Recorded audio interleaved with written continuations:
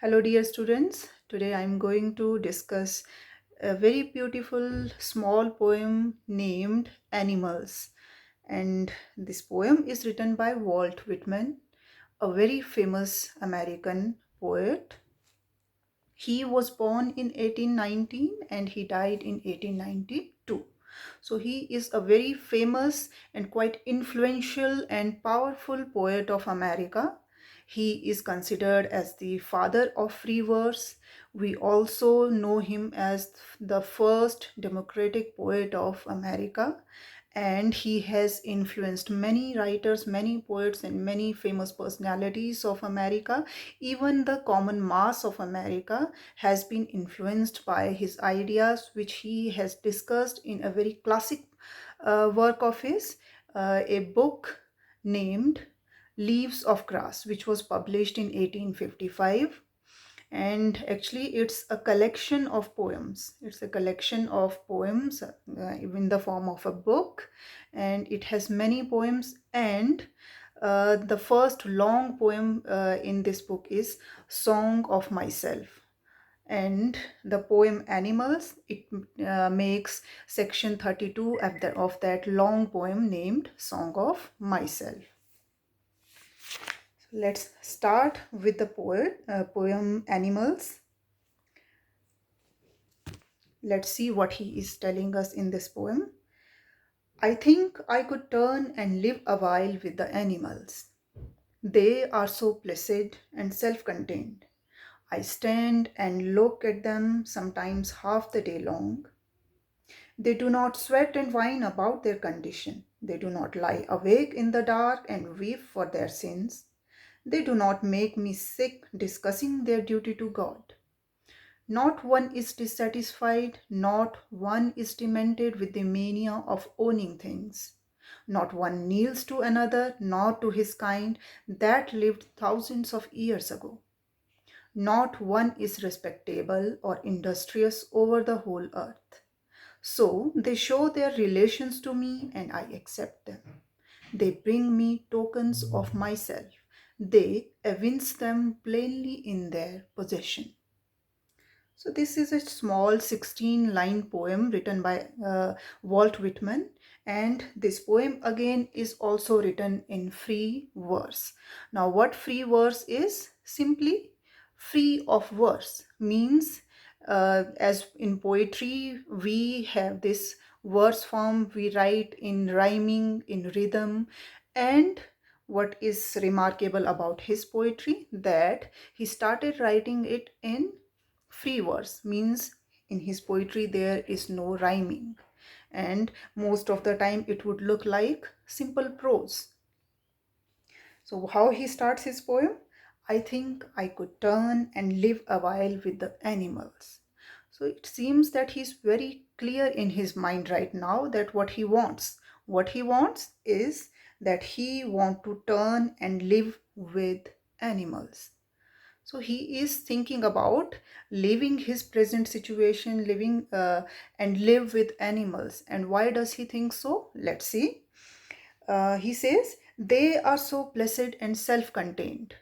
So these are two qualities which he likes very much in them. And what they are, that they are placid and self-contained, means they are very peaceful, they are so calm, and they are so self-contained, means living into themselves. They are not bothered about the world, they are not bothered about others, what we think of them, what others will think about us. And maybe this is the main thing which makes them so peaceful. And he says, I stand and look at them sometimes half the day long. So here it is written as half the day long in some of his published books. It might be read as long and long, means this is the focus he is putting on. What he says, that I keep on looking at them. He keeps on looking at them. It gives him so much of peace. It gives him so much of peacefulness of mind that he keeps on looking at them for almost half the day long or for many hours. And They do not sweat and whine about their condition. So what he says, why does he like them? They do not sweat and whine. Means they never ever complain about their condition. The condition in which they never complain about it. They are so uncomplaining, and at the same time, they do not whine about their condition, and they never cry about. They do not keep on saying that we are not in a good condition. So they are never complaining. They do not lie awake in the dark and weep for their sins.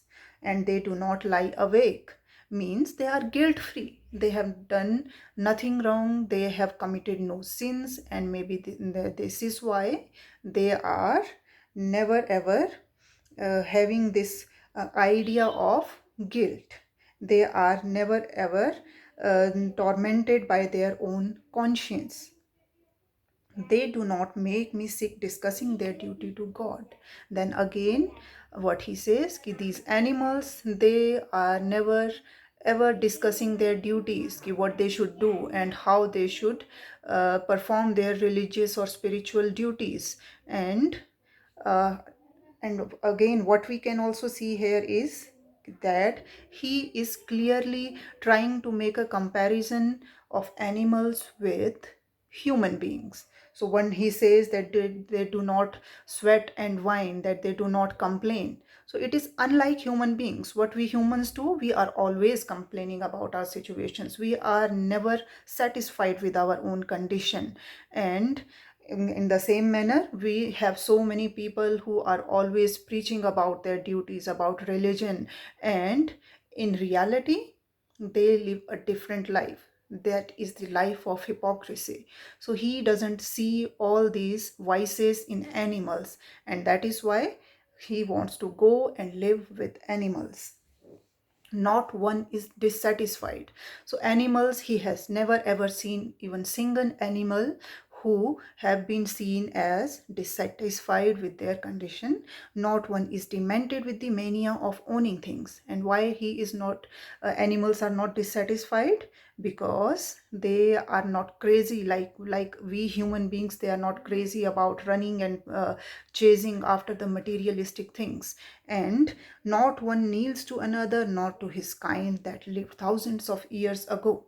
And again, what he says, we human beings, we try to capture power. We try to always take hold of the lives of others.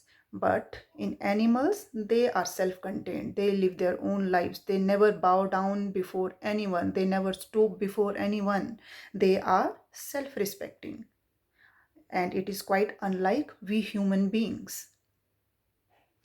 And no one is respectable or industrious over the whole earth. So animals do not have this false notion of being respectable. For them, they are just living their life in a peaceful manner. All these kinds of things, they do not bother them. So they show their relations to me and I accept them. And now what Walt Whitman say, that he can relate himself with these animals, and how they show their relations to me.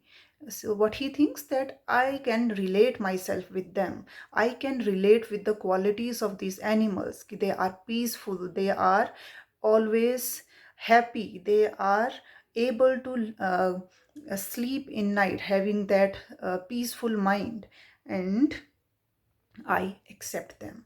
And what he says, ki I can relate myself to them and I accept them. I accept that these qualities of animals he likes very much.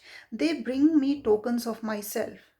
And what tokens means gifts, but here what it means, they brings me token of myself, that they remind him of himself. They remind him also of the qualities that he still inherits. They evince them plainly in their possession, and all these qualities, they are not working hard to achieve them. They already are there. And what he also thinks here is that even we human beings, we also had all these qualities. If he had them, if he has them, all these qualities, then so is also the case with other human beings. But it is because of this materialistic pursuit of human beings, and over our desires, which we try to fulfill at any cost, and all the sins we keep on committing, which has polluted our mind. But what he again thinks, there is this positive note at the end. What he says, that even we can also live same like animals. Earlier we used to have this simple life, but with industrialization and with all the um, civilized progress we have made, what he thinks, that these basic ethical and moral values and qualities which we should have, we have somewhere lost them, lost because of our own ignorance. We ignored them, and we kept ourselves busy in some other pursuits, and in that manner we just lost them somewhere because of our own negligence. And he hopes that we can get them back. I think I have done almost all the explanation of this poem, and I hope that it will make easier for you to understand this poem now. So there are some of the qualities which he is discussing here, and at the same time he also is making a stark comparison between animals and human beings. So what he says, that they have these qualities of being peaceful, of being uncomplaining, and they are not tormented by their own conscience.